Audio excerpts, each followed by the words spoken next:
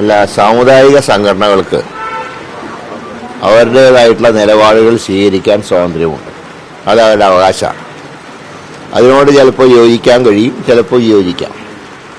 കോൺഗ്രസ് പാർട്ടിയെ സംബന്ധിച്ച് ശബരിമല വിഷയത്തിൽ പാർട്ടി തുടക്കം മുതലെടുത്ത ആ സ്റ്റാൻഡിൽ ഞങ്ങൾ ഉറച്ചു നിൽക്കുകയാണ്. അതായത് ശബരിമലയിലെ യുവതീ പ്രവേശനത്തിൻ്റെ കാര്യത്തിൽ ആചാരങ്ങൾ ലംഘിക്കാൻ കൂട്ടുനിന്ന ഗവൺമെൻറ്റാണ് കേരളത്തിലെ ഇടതുപക്ഷ ജനാധിപത്യ മുന്നണി ഗവൺമെൻറ്. മുഖ്യമന്ത്രി പരസ്യമായി, ഞാനിപ്പോൾ ഓർക്കുന്നത് 2019 ജനുവരി മാസം 2-ാം തീയതി മന്നൻ ജയന്തി ദിവസമാണ് 2 യുവതികളെ പുരുഷവേഷം കെട്ടിച്ച് സന്നിധാനത്തിൽ എത്തിച്ചു. ആ വിവരം മുഖ്യമന്ത്രി തന്നെ ഔദ്യോഗികമായിട്ട് പ്രഖ്യാപിച്ചു. സുപ്രീം കോടതി വിധി ഞങ്ങൾ നടപ്പാക്കി. അത് 2019 ജനുവരി മാസം 2-ാം തീയതി. ഇങ്ങനെ മുഖ്യമന്ത്രി പ്രഖ്യാപിച്ചപ്പോൾ നടയടച്ച് പരിഹാരക്രിയ ചെയ്ത തന്ത്രിക്ക് അന്ന് NSS ഉൾപ്പെടെയുള്ള വിശ്വാസ സമൂഹം പൂർണ്ണ പിന്തുണ പ്രഖ്യാപിച്ചു. എന്നാൽ ആ തന്ത്രിയെ വ്യക്തിപരമായി കണ്ഠര് മഹേശ്വരനെ വ്യക്തിപരമായി അധിക്ഷേപിക്കുകയും ഒരുപാട് അസഭ്യവചനങ്ങൾ അദ്ദേഹത്തിനെതിരെ ചൊരിയുകയും ചെയ്തു, മന്ത്രിമാർ ഉൾപ്പെടെ. ഏതായാലും പിന്നീട് സുപ്രീം കോടതി വീണ്ടും കൂടുതൽ വിചാരണയ്ക്ക് വേണ്ടി മാറ്റിവെച്ചതിന് ശേഷം പ്രശ്നം പിന്നീട് ഉണ്ടായിട്ടില്ല എന്ന് വിചാരിച്ച് അവർ നടത്തിയ ഒരു പ്രവൃത്തിയെയും ആർക്കും വെള്ളപൂശാൻ കഴിയില്ല. മറ്റൊന്നുമല്ല, അത് തെറ്റാണെന്ന് അവർ ഇതുവരെ പറഞ്ഞിട്ടില്ല. പിന്നെ ഒരു അയ്യപ്പ സംഗമം നടത്തി. അതിൻ്റെ ലക്ഷ്യം എന്തായിരുന്നു? ഈ സംഗമത്തിൽ നിന്ന് എന്ത് റിസൾട്ട് ഉണ്ടായി? ഇതുവരെ ശബരിമലയിൽ ഉണ്ടായിരുന്ന വികസനത്തിന് തടസ്സമായ ഏതെങ്കിലും ഘടകങ്ങൾ നീക്കാൻ സാധിച്ചിട്ടുണ്ടോ ഈ ചർച്ചയിൽ? 4000 പേര് പങ്കെടുക്കുമെന്ന് പറഞ്ഞ ആ സമ്മേളനത്തിൽ പങ്കെടുത്തത് 630ഓളം പ്രതിനിധികൾ മാത്രമാണ്. ഞങ്ങൾ ഉറപ്പിച്ചു പറയുന്നു, ആ സംഗമം പരാജയമാണ്. മാത്രമല്ല, ഇപ്പോൾ ശബരിമലയുടെ കാര്യത്തിൽ കോൺഗ്രസ് ഒരു വിശ്വാസവഞ്ചനയും കാണിച്ചിട്ടില്ല. കാരണം 9 വർഷമായിട്ട് കേരളത്തിലും 11 വർഷമായിട്ട് കേന്ദ്രത്തിലും ഞങ്ങൾ അധികാരത്തിലില്ല. പിന്നെ ഞങ്ങൾ ഇതിലെന്ത് വിശ്വാസവഞ്ചന കാണിച്ചിട്ടില്ല? മാത്രമല്ല, ശബരിമലയിൽ ഈ വിഷയമുണ്ടായപ്പോൾ ശക്തമായ രാഷ്ട്രീയ തീരുമാനം എടുത്ത പാർട്ടി ഇന്ത്യൻ നാഷണൽ കോൺഗ്രസ്സാണ്. അന്ന് വിശ്വാസികൾക്ക് പിന്തുണ പ്രഖ്യാപിച്ചുകൊണ്ട്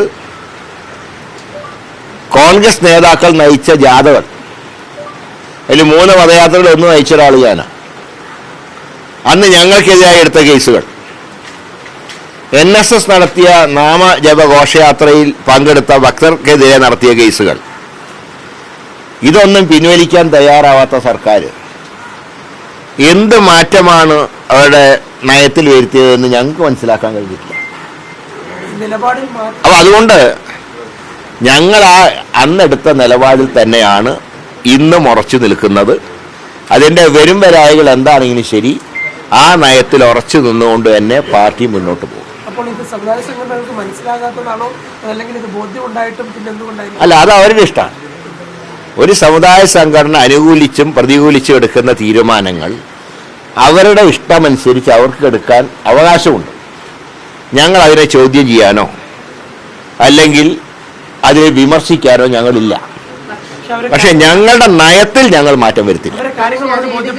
കോൺഗ്രസിനെ വല്ലാതെ അങ്കലാപ്പിലാക്കുന്നുണ്ടോ? കാരണം പല മുതിർന്ന നേതാക്കളടക്കം NSS നേതാക്കളെ നേരിട്ട് കാണാനായൊക്കെ ഉള്ളൊരു അല്ല, ഞങ്ങൾ എല്ലാ നേതാക്കളുമായിട്ട് സൗഹൃദ ബന്ധം പുലർത്തുന്നവരാണ്.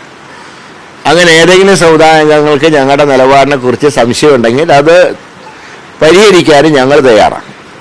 പക്ഷേ ശബരിമല വിഷയത്തിൽ ഞങ്ങൾ എടുത്ത സ്റ്റാൻഡ്, അതിൽ നിന്ന് ഞങ്ങൾ പുറകോട്ട് പോവില്ല എന്ന് മാത്രമല്ല, ഞങ്ങൾ ജനങ്ങളുടെ മുമ്പിൽ വയ്ക്കുക. ഞങ്ങൾ ഈ തീരുമാനത്തിൽ ഞങ്ങൾ ഉറച്ചു നിൽക്കുന്നു. അതിൽ ജനം വിധി എഴുതട്ടെ. ഞങ്ങളത് പൂർണ്ണമായിട്ട് ജനങ്ങൾക്ക് വിട്ടുകൊടുത്തിരിക്കുക. ഞങ്ങളുടെ നയം ശരിയോ തെറ്റോ എന്നുള്ള ജനം തീരുമാനിക്കട്ടെ. പക്ഷെ ഞങ്ങൾക്ക് അന്നും ഇന്നും ഒരു നയമാണ്, ഈ കഴിഞ്ഞ വർഷങ്ങളിലൊന്നും അധികാരത്തില്ലാത്തൊരു പാർട്ടിയാണ് ഞങ്ങൾ. അതുകൊണ്ട് തന്നെ ചെയ്യാൻ കഴിയുന്ന കാര്യങ്ങൾ പരമാവധി ഭക്തജനങ്ങളുടെ കാര്യത്തിൽ, അതിപ്പോൾ ഏത് മതത്തിൻ്റെ ആണെങ്കിലും വിശ്വാസികളോടൊപ്പം കോൺഗ്രസ് എല്ലാ കാലത്തും നിലകൊണ്ടിട്ടുണ്ട്.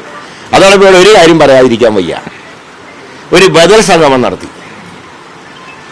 ആ സംഗമത്തിലെ പ്രസംഗങ്ങൾ ശബരിമലയുടെ വിശ്വാസത്തിനെ പോലും ചോദ്യം ചെയ്യുന്ന, വാവനെ ഒരു വർഗീയവാദിയായിട്ട് ചിത്രീകരിച്ചു. വാവര് നമ്മുടെ നാട്ടിലേക്ക് വന്നത് കൊള്ള ചെയ്യാൻ തന്നെയാണ്, പക്ഷെ അദ്ദേഹത്തിനെ മാനസാന്തരപ്പെടുത്തി തന്നെ സുഹൃത്താക്കിയതാണ് അയ്യപ്പൻ. അതാണല്ലോ അയ്യപ്പൻ പാട്ടിൽ പറയുന്നത്. അതുകൊണ്ടാണ് വാവര് പള്ളിയിൽ നിന്ന് മറ്റേ മകരവിളക്കിന് മുമ്പ് ആലങ്ങാട് സംഘമാണ് എൻ്റെ ഓർമ്മ, അവരാണ് അവിടെ നിന്ന് പള്ളിയിൽ നിന്ന് അവരുടെ കൂടെ വാവര് പോകുന്നു എന്ന സങ്കല്പം. ഇതൊക്കെ ശബരിമലയുടെ വിശ്വാസത്തിൽ പറയുന്ന കാര്യങ്ങളാണ്. ശബരിമല ക്ഷേത്രം ഹിന്ദു ക്ഷേത്രമാണ്, ഹിന്ദുമത വിശ്വാസം അനുസരിച്ച് പ്രതിഷ്ഠിച്ച ക്ഷേത്രമാണ്. എന്നാൽ എല്ലാ മതങ്ങളെയും ഉൾക്കൊള്ളുന്ന ക്ഷേത്രമാണ്. അയ്യപ്പന് വാവരുമായിട്ടുള്ള ബന്ധം വളരെ പ്രസിദ്ധമാണ്. അതൊക്കെ ചില ആസാമിമാർ വിചാരിച്ചാലൊന്നും ഇല്ലാതാവില്ല. അപ്പോൾ അവിടെ എന്താ ചെയ്യുന്നത്? അയ്യപ്പനെയും വാവരെയും തമ്മിൽ അകറ്റാൻ നോക്കുക. അപ്പോൾ ആ രീതിയിലാണ് ഇപ്പോൾ കാര്യങ്ങൾ നടക്കുന്നത്. അതാണ് ബദൽ സംഗമം. അപ്പം ഞാൻ പറയുന്നത്, ഈ ഒരു ബദൽ സംഗമത്തിന് അവസരം ഉണ്ടാക്കിയത് സർക്കാരിൻ്റെ സംഘമല്ലേ? എന്നിട്ട് അത് വല്ല റിസൾട്ടും ഉണ്ടായോ? പിന്നെ എടുത്ത കേസിൽ എത്ര പിൻവലിച്ചിട്ടുണ്ട്? സത്യവാദം മൂലം തിരുത്തിയിട്ടുണ്ടോ? പിന്നെ എന്തിനാ ഞങ്ങൾ പോയിട്ട് അവിടെ പങ്കെടുക്കേണ്ട ആവശ്യം എന്താ? അതുകൊണ്ട് ആ നിലപാട് ഞങ്ങൾ ഉറച്ചു നിൽക്കുന്നു. അതിൽ ഒരു മാറ്റവും ഞങ്ങൾ വരുത്തില്ല. ഞങ്ങളെടുത്ത തീരുമാനങ്ങൾക്ക് ശരിയോ തെറ്റോ എന്നുള്ള ജനം വിധി എഴുതട്ടെ. ഞങ്ങളുടെ നിലപാടുമായിട്ട് മുന്നോട്ട് പോകുമ്പോൾ അംഗീകാരം ഉണ്ടായാലും തിരിച്ചടി ഉണ്ടായാലും അതൊക്കെ ഫേസ് ചെയ്യാനുള്ള ശക്തി ഇന്ത്യൻ നാഷണൽ കോൺഗ്രസിന് ഇന്ത്യയിലും ഉണ്ട്, കേരളത്തിലുമുണ്ട്. അതുകൊണ്ട് ഞങ്ങൾ നിലപാട് മാറ്റത്തിനില്ല, എടുത്ത നിലപാടിൽ ഉറച്ചു നിൽക്കും.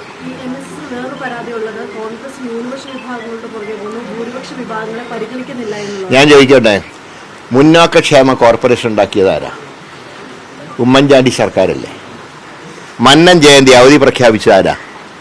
ഉമ്മൻചാണ്ടി സർക്കാരല്ലേ?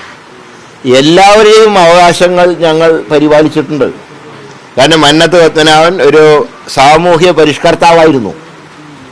പിന്നോക്ക സമുദായത്തിന് വേണ്ടി മുന്നോക്ക സമുദായം നടത്തിയ യാത്ര, വൈക്കം സത്യാഗ്രഹത്തിൻ്റെ ഏറ്റവും പ്രത്യേകതയാണ്. അതിന് നേതൃത്വം നൽകിയത് ശ്രീ മന്നത്ത് പത്മനാഭനാണ്. അതിന് ഗാന്ധിജി എന്നെ അദ്ദേഹത്തിനെ അഭിനന്ദിച്ചിട്ടുണ്ട്.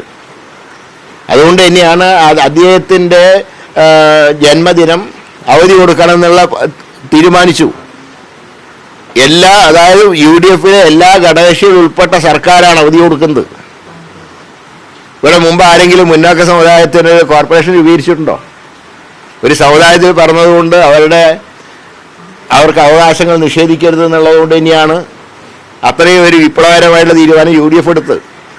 ഇപ്പം ന്യൂനപക്ഷങ്ങൾക്ക് അവരുടെ ഭരണഘടനാ അവകാശങ്ങൾ സംരക്ഷിക്കണം, ഭൂരിപക്ഷ സമുദായത്തിന് അവരുടെ അവകാശങ്ങൾ കാത്തു സൂക്ഷിക്കണം. ആ നിലപാടാണ് UDF എടുത്തിട്ടുള്ളത്. അങ്ങനെയൊന്നും ഞങ്ങൾ പറയില്ല, അങ്ങനത്തെ ഒരു അവസരവാദ നയമൊന്നും ഞങ്ങൾ പറയില്ല.